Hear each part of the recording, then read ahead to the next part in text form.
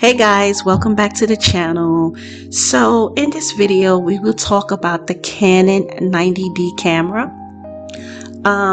We also create our doll show using this camera. We also use two types of lenses. We use the Canon 18 to 55 millimeter lens, and we also use the Canon 50 millimeter lens.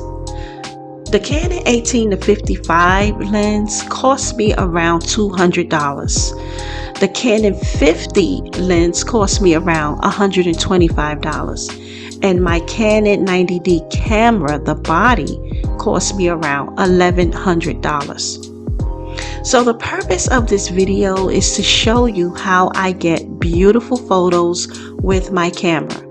I know there is some complaints about this Canon 90D, and it is a bit complicated simply because it has so many settings and features to use.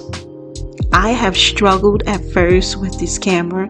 I didn't understand how to get better quality photos with this camera. So because I didn't understand the settings to use on some of the pictures, I will share what settings I use to get these beautiful pictures.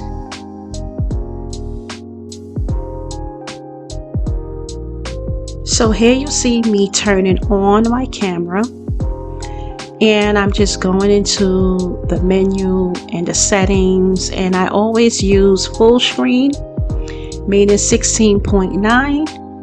when taking my photos. Even when I video record, I like full screen, so it's 16.9. Always play around with your settings to figure out how to get better quality pictures and videos, especially pictures. Pictures are much more challenging because the Canon 90D is a 4K camera. I am in no form or fashion an expert at this. I am an amateur. So what you see right here is me taking a picture of Jason and Jasmine. And sorry that you can kind of see me through the LCD screen, but this is just me showing you how I put my SD card into my camera and get started. So this is what it takes. I'm learning to be patient. I'm learning to be better with learning how to use this camera. And this is the intelligent scene. Okay guys, so what you see is two photos that I've taken using my Canon 90D. Now the photo on the far left is more crisp and it's more clear and it's more sharp, and the photo on the right, it's not that it's not clear, it's still a clear photo, but if you look at it closely, it's more soft. It's not as crisp and it's not as sharp. Okay, now on the Canon 90D, I use the mode excuse me, called the intelligent scene with the green A and the green plus sign next to it. So with the Canon 90D, sometimes you can get really great photos and sometimes you can't. I don't know, it almost seems like these cameras have a mind of their own, these DSLR cameras, and it can be pretty frustrating because you just want to work and you just want to get your stuff done, but it's so frustrating when the work is looking terrible and you don't want to upload videos or pictures that look like that to share with everyone.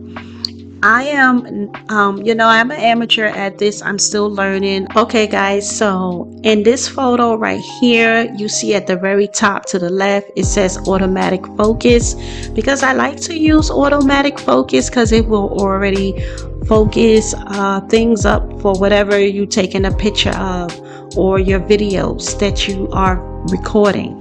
Okay, and also I use f-stop 2.8, which I love to use that. And the exposure, I use 1/200 seconds.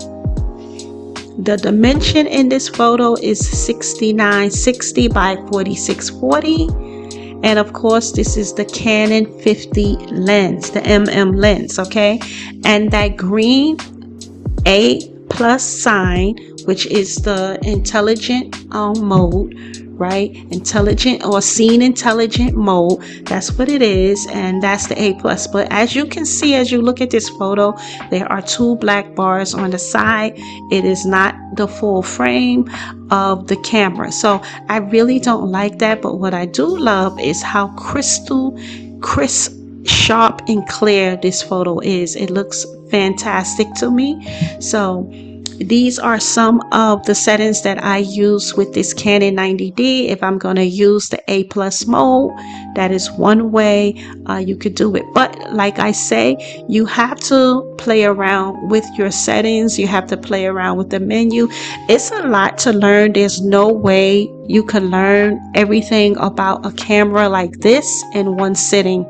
You're going to be learning it for a long time to come, especially if you are new at using these type of cameras. I'm new, so it's a lot for me to learn still. So it took me over a year and a half just to understand certain parts of this camera. And believe me, you can find plenty of videos on YouTube that will help you to better understand how to use this camera if you have one. Any camera that you may buy, if you're not sure how to use it, just Google it, or I prefer to watch videos on YouTube because I love to see a human talking and I love to see them actually explaining it. It makes it a little easier.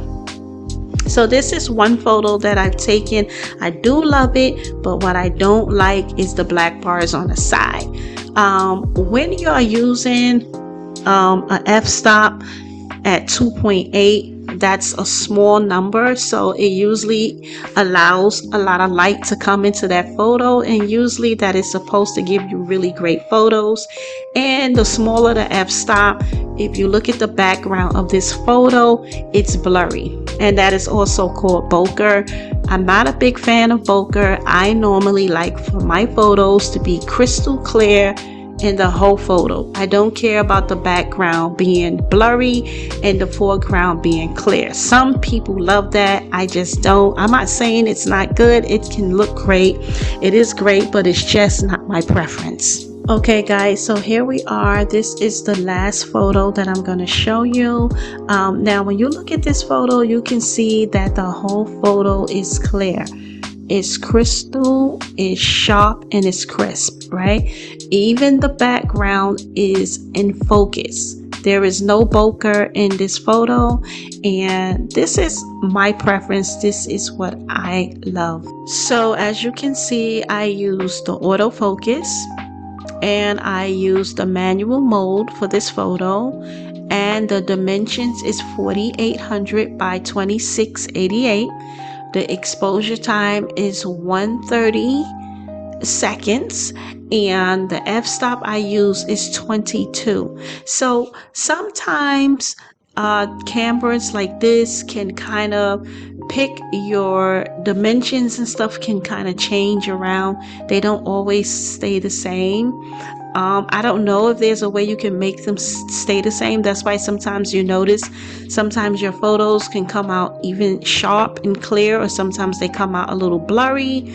I don't know, maybe that's just a thing with DSLR cameras. It depends on your lighting, it depends on where you're filming, where you're taking your photos. All of that has a lot to do with everything. So you might look at other people's photos and they may appear to look better than yours. It's because they know what to use. They know how to use that camera from the top to the bottom. I am still learning. I just wanted to share with my audience what I do and how I get the photos I get and how I get the videos I get. And sometimes I don't always get the clearest quality of photos or videos. It varies from time to time. So that's the part that can be pretty frustrating about these type of cameras, but nonetheless, it's a beautiful camera. I'm happy that I have it. I almost threw the towel in because I was getting frustrated, but I said, let me sit down and learn how to use this. So that is the best thing that any of you can do if you have these type of cameras. I don't care what camera you have. I don't care what brand. Just take the time to sit down and learn. Watch videos, listen to people explain how to use it, how to use the settings and all of that jazz, because if you don't, then you're never going to get the best quality out of your camera. You can buy a $5,000 camera. If you don't know how to use it, your photos and videos won't look so good, and you'll begin to feel like you wasted your money. But anyway, I have taken up too much of your time. Thank you so much for watching, and I'll see you in another video. Bye for now. Thank you so much for watching.